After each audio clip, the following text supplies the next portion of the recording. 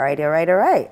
Good time to go into the websites and see what the stories are. Yep. I'll start off with citynewsroom.com. Ghana-US renew commitment to boost trade and investments. Comes with a photograph of Ghana's Foreign Affairs Minister Samuel Okudzeto Ablakwa and some US officials. No bed syndrome. Kolebu CEO dismisses viral video of patients on the floor. Mahama announces free fertilizer policy for farmers. In Agunas Redro, 3-year-old boy dies in bee attack. IGP's Black Maria denies assault on artist Ibrahim Mahama. In the Bono region, 24 arrested in joint security operation at Sampa. Grant us privacy to grieve. Families of Tema aircraft victims, appeal. In Tamale, popular artist Ibrahim Mahama allegedly assaulted by police. And 44 Ghanaians rescued from killnet scheme in Nigeria. Blanket SIM re-registration unnecessary. Franklin Kujo speaking on the big issue yesterday. Jehovah Witnesses relax rules on blood transfusions. And this is a big story. Big story. I had a friend who died because her parents wouldn't allow it. You have no idea the magnitude of the story, in my opinion, right? Because of the way, families to an extent have been broken.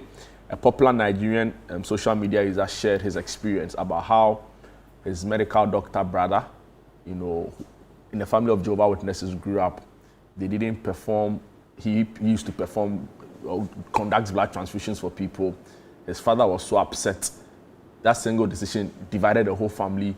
The father sort of left their lives, didn't attend any of the children's weddings. 12 of the children died in solitude, and they felt like the family was shattered. And there's a family that didn't even say they were going to do the blood transfusion, just because one of them conducted it because he was a medical officer, And there are so many stories scattered about this. So to hear the church sort of soften its stance on it is a shocker, really. And I'm not really surprised by the kind of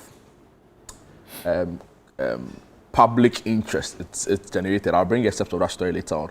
And let me end with this. Ghana records major TB detection gap as 20,000 cases go untreated yearly, right? And finally here, prioritize competence over politics in SOE appointment. UP Policy Director, his name is Dr. Nanaya Educhu, to government. And then these are the big stories on citynewsroom.com. Okay, I'm on ChannelOneNewsOnline.com, ChannelOneNewsOnline.com. Stories you'll find on our page. Mahama orders free fertilizer for farmers this year. Police probe alleged assault on Ibrahim Mahama. And let's clarify that this Ibrahim Mahama is the renowned Ghanaian artist who was allegedly assaulted by police in Tamale. Families of Tema crash victims thank public appeal for privacy. And in Aguna Swedru, bee attack in Wawase claims life of 3-year-old.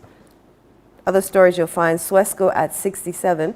Old students return in grand style to celebrate legacy and pride. More stories here. 10 reasons why Ochame Kwame deserves to be celebrated by Channel One TV.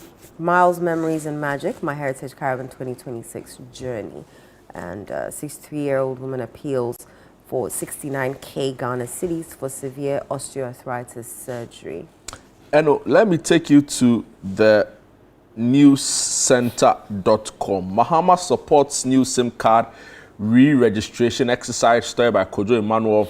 Also here, Ghana hit by tomato shortage after Burkina Faso halts exports. Ghana rising as West Africa's tourism hub. Abeku Santana there. COP Abdul Osman Razak, the silent guardian of Ghana's security. That's an interesting article on him. Ghana Journalists Association warns police actions threaten media freedom. Lending rate falls to 19.7%, reference at 14.6. World Bank pledges $3 billion investments in Ghana's economy. And finally here, $11.9 billion added to Ghana's public debt in 2025. And that's from the central bank. Okay, graphiconline.com. Graphiconline.com stories you'll find. Kaswa bank fraud. Suspects nabbed months after unauthorized swift withdrawals. Other stories: 44 Ghanaians rescued from QNet scheme in Nigeria repatriated. No public funds for World Cup fans. President Mahama says so. Puma unveils bold Ghana 2026 World Cup kits inspired by Anansi. And it's a whole uproar on social media. Jehovah's Witnesses ease rules on blood transfusions. Students call for tighter security at UG exam centers. Police kill suspected robber in Edra anti-crime operation. And GTech orders fee refunds after Royal Nursing College shut down. And Novartis to buy experimental breast cancer drug in up to a $3 billion deal. And Eid al-Fitr, rising HIV cases in Pandai spark concern, and the DC is calling for urgent action. Those are some of the stories you'll find on graphiconline.com. And on the international front, the war in the Middle East is still raging on. Big story here. Trump says the U.S. will obliterate Iran's power plants if the Strait of Hormuz will not open before the 48-hour deadline. And of course, there's also another story here. Trump at a crossroads as U.S. weighs tough options in Iran. A national blackout hits Cuba for second time in a week. Robert Mueller, ex-FBI chief who led Trump-Russia investigations, dies at 81. Moving on to some other stories. Iranian strike hits near Israeli nuclear facility after Tehran says its sites targeted. And it's an interesting article on why did the US and Israel attack Iran and how long could the war last. Okay, I have gna.org.gh. gna.org.gh. Stories you'll find: President calls for prayers for global conflict victims. President Mahama urges prayers for Middle East peace. Government to engage Burkina Faso over tomato exports ban. 24-hour Economy Authority, GNCCI, to sign MOU to strengthen SME support structures. National Peace Council urges Ghanaians to embrace diversity. And President Mahama's resetting Ghana tour of Bono region. So that's the editor's pick. It's in focus. And NAP presents industrial machines to 36 young women in Wenchi municipality. Round-the-clock care not achieved by buildings, but committed workforce. That's according to Dr. Jack Basu. He's the Deputy Director of Clinical Care in the Volta region. Herbal medicine not main kidney disease cause. That's according to an expert. Police assure security for Eid. President urges MMDCEs to ignore enemies of progress and focus on performance. And Mahama inspects Bono Regional Airport proposed site, stroke ongoing construction projects in Sunyai. Those are some of the stories on GNA. Jude? Let me take you into the details now. Let me start off with the popular artist Ibrahim Mahama, who's been allegedly assaulted by the police. Now, the story reads: Ibrahim Mahama, founder of the Savannah Center for Contemporary Art and the Red Clay Studio in Tamale. The citynewsroom.com is reporting that has alleged he was assaulted by a group believed to be members of the IGP Special Operations Team, popularly known as the Black Maria. The incident reportedly left the renowned artist with dental injuries, including the loss of a tooth, while his uncle, who was driving the vehicle at the time, also sustained injuries. Mahama, who has since been treated and discharged from the Habana Hospital, is said to be awaiting further dental care following damage to the two of his teeth as a result of the alleged assault. Speaking in a telephone interview with ChannelOne News, he explained that the altercation occurred during a traffic situation caused by the observance of Eid prayers at a school near the Mariam Hotel. He further alleged that the individuals involved in the assault were members of the Black Maria team who were reportedly recently redeployed from the region. He added that his uncle, who was the only other occupant in the vehicle, also suffered injuries during the incident. However, checks by ChannelOne News with the commander of the IGP Special Operations Team, DSP Bawa Abdul Jalil, indicates that the unit denies involvement in the incident. In a telephone interview, he stated that although he and his men were in Tamale for the Eid al-Fitr celebrations, they were not directly involved in the alleged assault. He suggested that the attack was carried out by some youth, contrary to claims linking his team who were present at the scene to the incident. And these are the stories, the claims as it is. I want a thorough investigation done on this. Ibrahim Mahama is no mean person in the region, easily one of the most identifiable persons, right? Yeah. So if he's even assumed, right, of course you don't know the full fact, but even if he's assumed to have, flouted any rule or law, I think the best thing to have done, as it is required, is to take him through the process, and where he's found culpable, the law will be made to. But to mete out this kind of, assault on him, and the point is that irrespective of whether he's known or not known, nobody deserves to go through this. And we've heard from the Black Maria team, which is like the IDP special unit, and they are saying that they had no hand in this, and that it could be some other groups of boys or unscrupulous persons in the region. My point is that I expect the police to carry out a thorough investigation. The thing about the Ghana Police Service, as we always say, which I've come to believe to be true, is that if they are minded to get to the root cause of a matter, they'll get it. So whether it involves their men or some other people, unless they're not interested. Yeah. And Tamale is not even it's a big place, but it is not too big for the police to do what they have to do to get to the end of this matter. For me, it's unfortunate. He single-handedly putting the region on the map with his amazing innovations. The Red Clay Studio have been able to do. He's selling Ghana out there. If these stories go out there, it gives a very grim picture of a country that does not, you are not celebrating him. Also inflicting this kind of pain. So for me, it's very unfortunate, and I would want to commiserate with him. Usually it's easy to give up. Yeah. And lose hope when some of these things happen.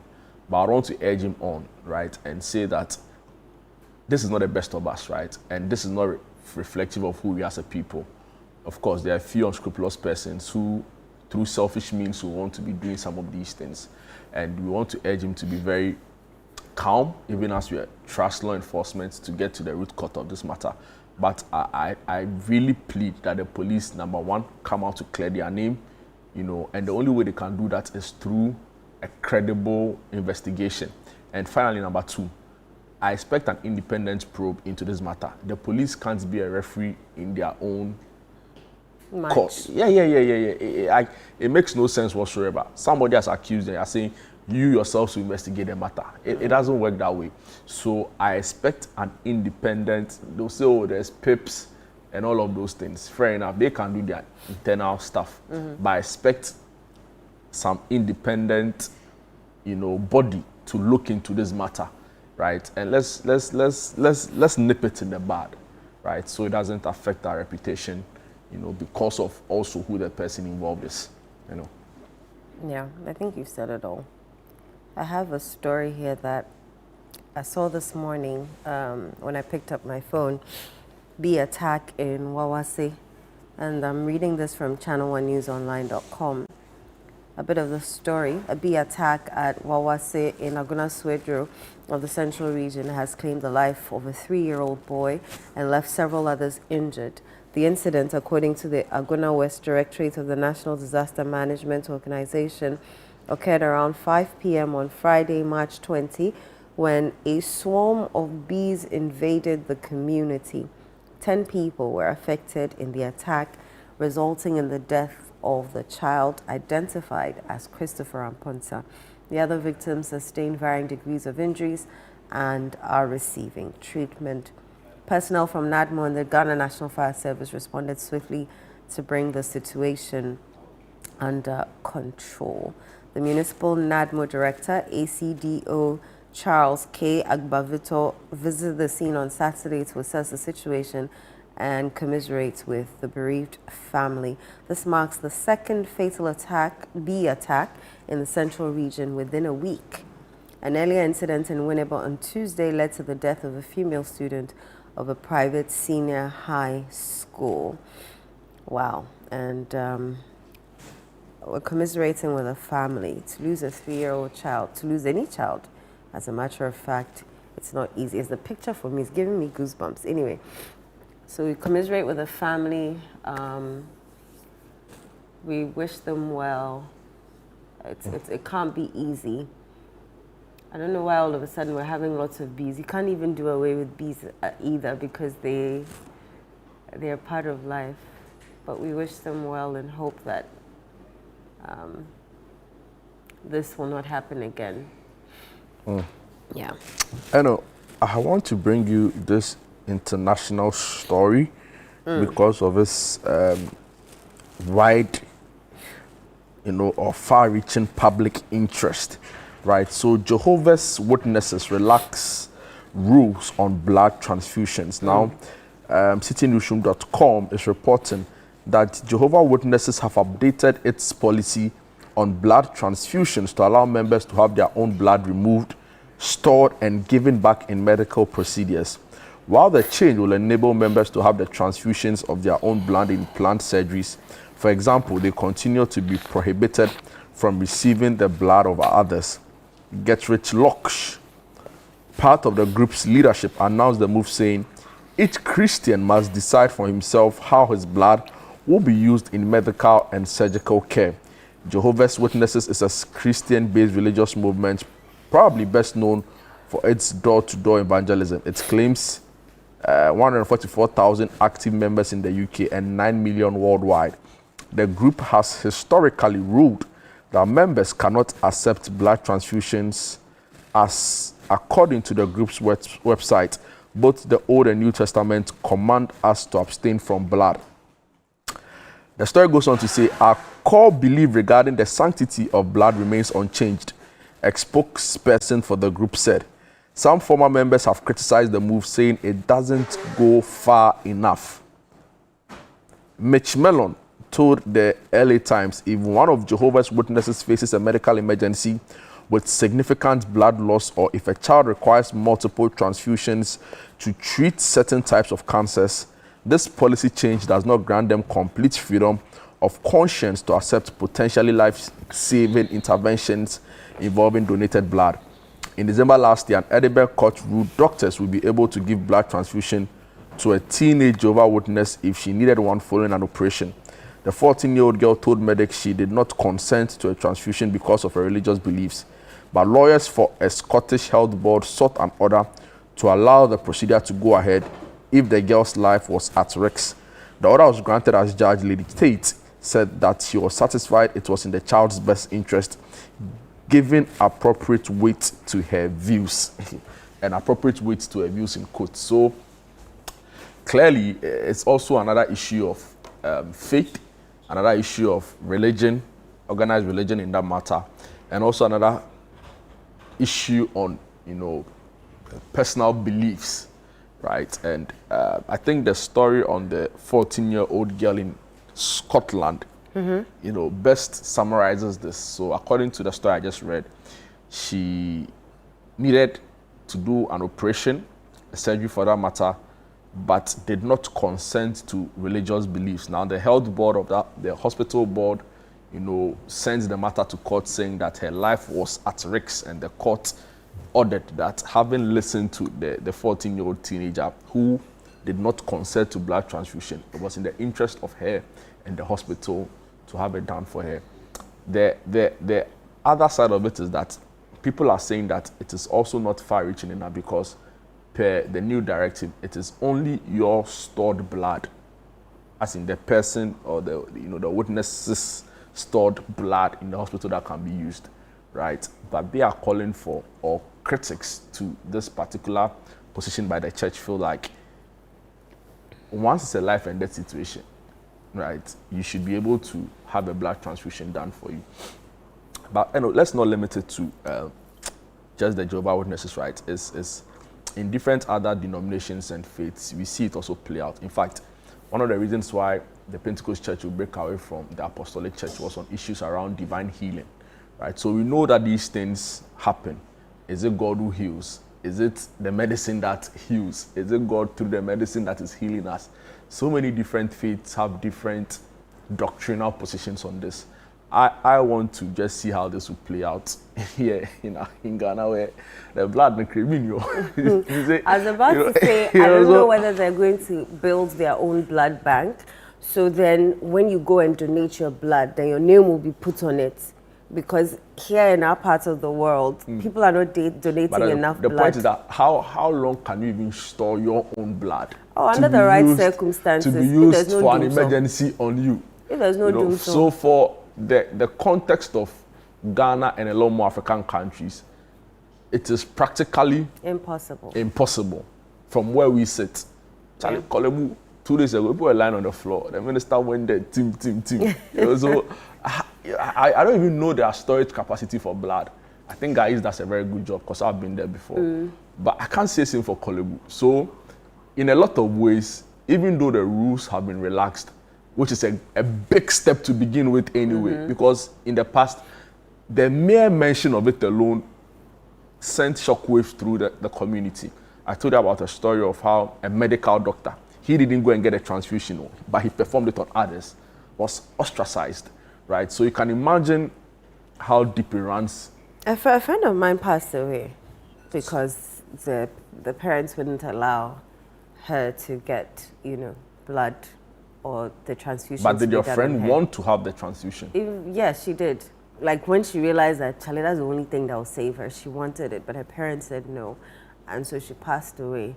And I think her brother stopped talking to the mom and dad because, I mean, really, to watch your own child die. I wish I could read the Nigerian account on this, but of course, it's a very lengthy one. I'll share it on my Twitter. I think the only way they can sustain this new directive is if they build their own blood bank across the world, not just in the US, across the world. Because I don't see how, in our part of the world, I can go and donate blood and say, write my name and my blood group on it and keep it for me so that in case of an emergency, wherever I am. So if that emergency happens in SA, they'll come and fly my blood from Ghana to SA to go and use. I mean, they need to clarify this position for us. To even begin with, right, is a big admission against the already established protocols, right? And the ways of these things work, it takes time and a lot of reforms over time again to get it to a more,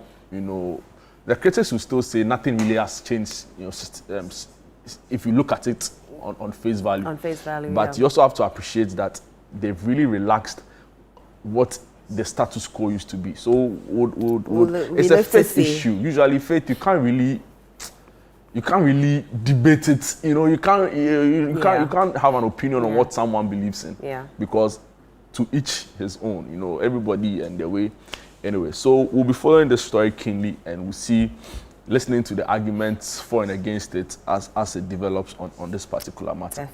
Definitely. I think we can take a break now, or you have another story? I think that is it really from my end. A lot of the stories were from yesterday, which we dealt with on Breakfast Daily Weekend. So we'll take a quick break. When we are back, there's a lot more. There's a conversation on the Back to Your Village Food Festival. We'll also be going to our nutrition segment. We have sports, a lot more on Sunday Breakfast. Don't go away.